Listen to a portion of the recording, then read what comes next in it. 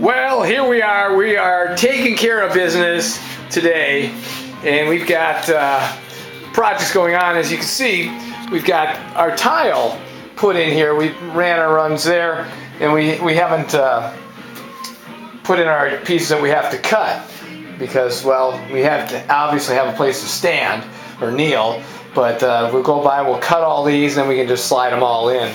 Well, and as I was measuring along and such, I came across the old flange here for the toilet, and it was up too high, and so then the toilet wouldn't sit down on the tiles here. So there wasn't anything I could do but to remove the old flange, cut it off, and this nice grinding tool, cut-off tool here, worked really nice.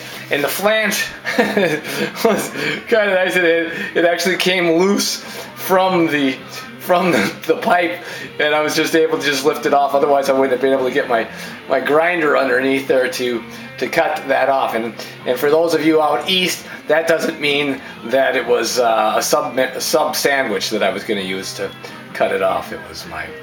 All right. Well, see, then, what do you want? What do you want? Do you want more bathroom humor? You know, dirty jokes. Well, potty mouth jokes.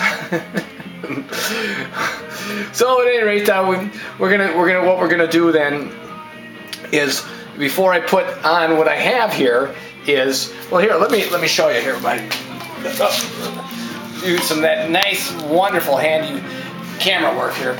We've got this replacement flange here that goes in here, and you just slide it down into the hole, and it's got screws that go in there, and you tighten them up, and then this black part here squishes down, and then it holds it secure in there, and bada bing, you're good to go. Plus, you can adjust the height of this, nice and easily, depending on how high you want your new flange to be. And one time I was on a job where they had a flange was broken, and I used one of these for the very first time, and so that worked out real nice.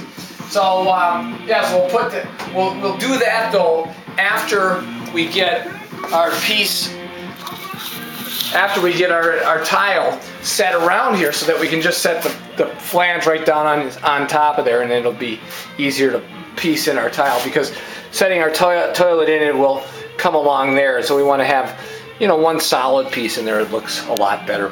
And then once we get that done, then we can do some grouting in here. And I'm going to go with like a darker green grout, or something similar to this. I may go with a darker green to go with the tile. I think that might be a real nice deal. So I do know that they have some grout at Menards that you can actually get tinted up to the color you want. But I don't know. We'll see what we can find out there. I just as soon get something that's powdered, not pre-mixed. And then after that's all done, we can start the walls with our lovely subway tiles and such. So that's about it. I know that I've kept you long enough, and it's time to be taking care of business.